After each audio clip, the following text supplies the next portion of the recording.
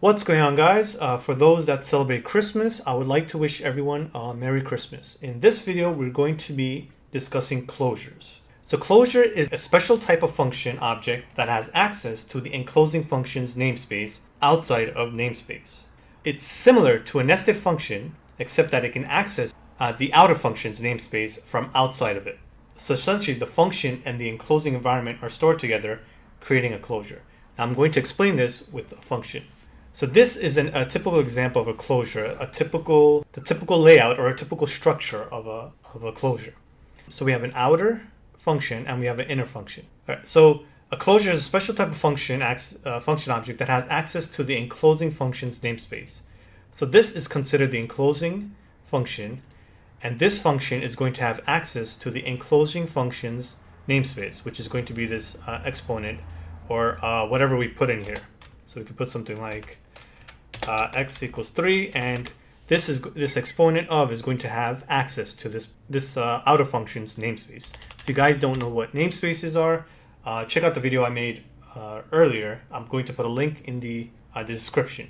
When I mean earlier, is earlier this year. So I'm going to put a link in the description and you guys can check it out.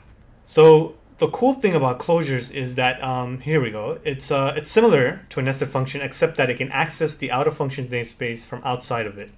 So I'm going to explain what that means in a little bit, but let's just break down this function. So there's an outer function and there's an inner function, which is exponent of. And basically we're using some of the arguments or some of the variables from the outer function within the inner function. So the inner function is asking for base, and it returns a base times exponent, and the outer function provides the exponent. So we have the outer function providing one argument, and the inner function takes that argument and does something with it. All right, and at the end, we're actually returning the inner function. So we are returning the inner function. So that's what the outer function does. It returns the inner function.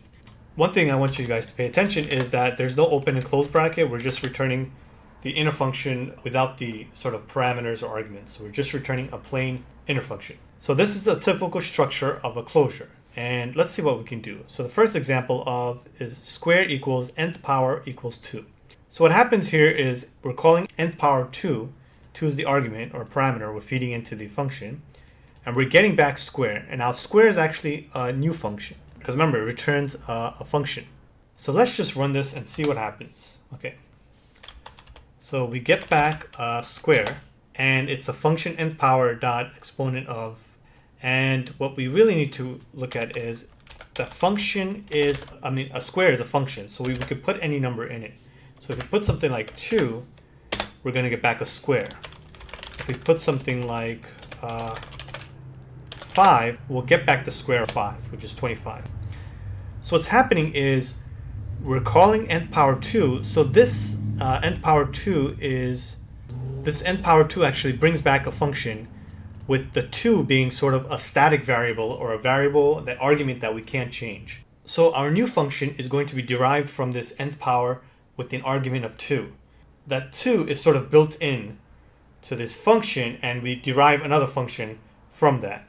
So just to make it a little clearer, what I can do is cube. If I use something like n power 3, we're going to get back a function which has an exponent as a value of 3. So this new function is going to essentially be a cube. Whatever number we put in it is going to be cubing that number, because it's derived from nth power 3, and the 3 represents the exponent. So by using a closure, we can actually create sort of multiple mini functions that just take in one argument, and depending on which argument we originally used. So if we use 2, in this case, it's gonna the new function is going to be a function that squares. If we put in 3, nth power 3, this new function is going to be a function that cubes.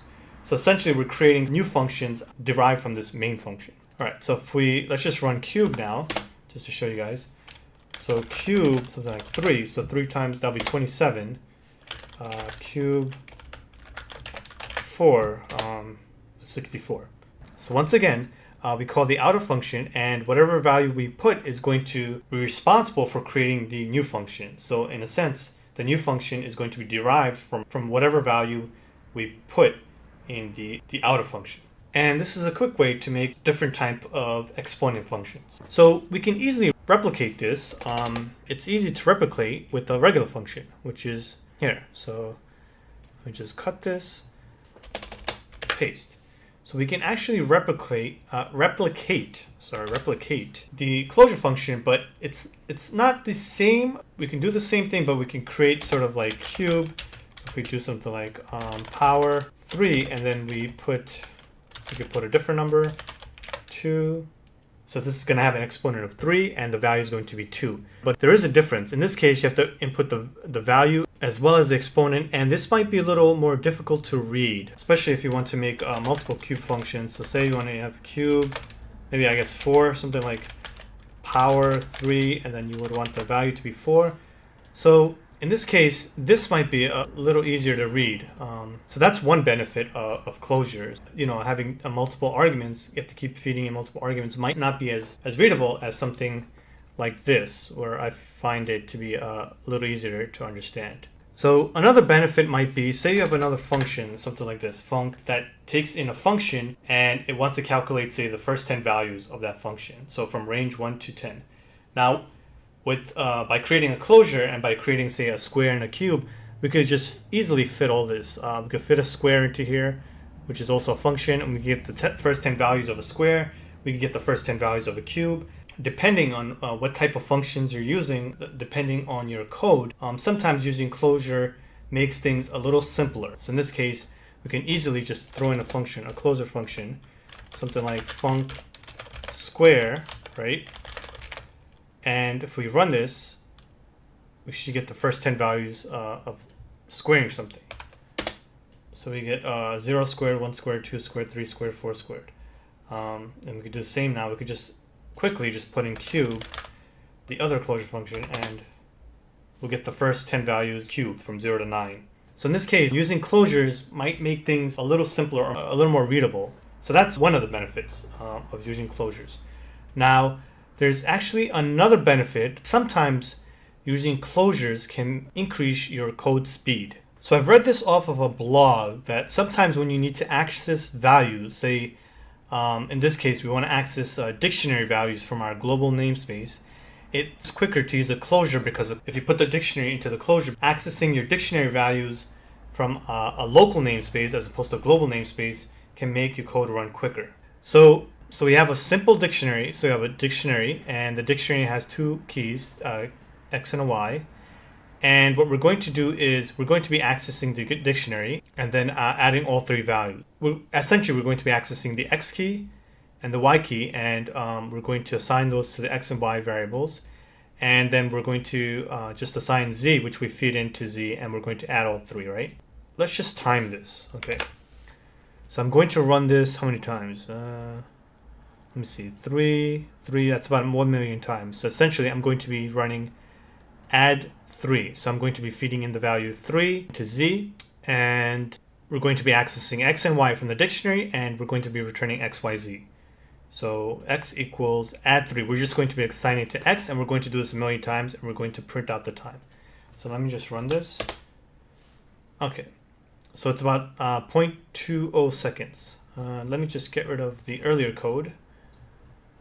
Where's the other earlier code? Okay, it's this one. Get rid of that. All right. In this case, we're accessing the X from the dictionary that's in a global namespace, Y from the global namespace. Okay, so now I have another example with the closure. All right.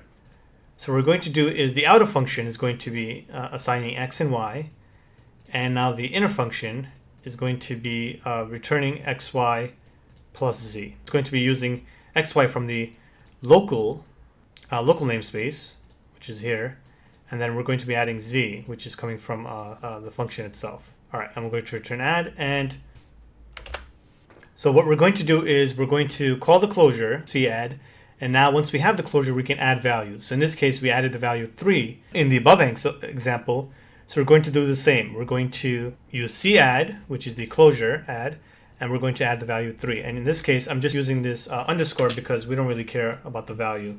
We could call it Y or X, or because we don't really care about this value itself. So if you ever see this underscore being representing an assignment, a variable, that means we don't really care what this variable is. We don't really care about the value. All right, so in this case, once again, closure add, and we're going to be feeding in the 3, which is going to go inside this add z. Now if I run this, so essentially I'm going to be running both. I'll run this and the above one. If I run this, and as you can see, the closure is a little quicker. Now this, if you're dealing with networks and dealing with millions of requests, this small incremental change, this small speed increase might be very beneficial. So let's just run this again, 0.6, so once again 0.21, 0.16, and just in case, let me just run it like this. Okay, so if you run it without the above example, it's 0.15. So this could be another benefit of closures. So hopefully this was helpful for you guys. Leave your thoughts and comments. And so once again, Merry Christmas. Hopefully you guys are enjoying the holidays, and I will see you guys next time.